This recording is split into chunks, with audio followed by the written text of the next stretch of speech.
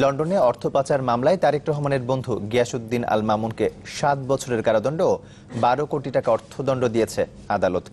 দুপুরে ঢাকার বিশেষ জজ আদালত 3 এর বিচারক আবু সৈয়দ দিলদার হোসেন এ রায় ঘোষণা করেন। গেল 8 এপ্রিল রাষ্ট্রপক্ষ ও আসামি পক্ষের যুক্তি উপস্থাপন শেষ হয়। এতে চার্জশিটভুক্ত 12 জন সাক্ষীর মধ্যে 10 জন আদালতে সাক্ষী দেন। বিটিএল ও গ্লোব ফার্মাসিউটিক্যালের চেয়ারম্যানের কাছে কাজ দেওয়ার বিনিময়ে অবৈধভাবে কমিশন দাবি করে গিয়াসউদ্দিন আল মামুন সেখান থেকে 6,57 লাখ টাকা আদায় করেন, যা পরবর্তীকালে লন্ডনে পাচার করেন গিয়াসউদ্দিন আল মামুন। এমন অভিযোগে 2011 সালে ক্যান্টনমেন্ট থানায় মামলা করে দুদক। 2007 সালে গিয়াসউদ্দিন আল মামুনকে আটক করে যৌথ বাহিনী। এরপর থেকে কারাগারে তিনি।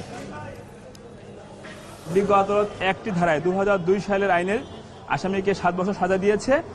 আসামি যেহেতু দীর্ঘ 12 বছর ধরে আছে, তো এই মামলার শোন অ্যারেস্ট থেকে তার সাজা যদি গণনা করা হয়ে যায়, তাহলে হয়তো আগামী 29 তারিখে তার সাজার মেয়াদ শেষ হয়ে যাবে।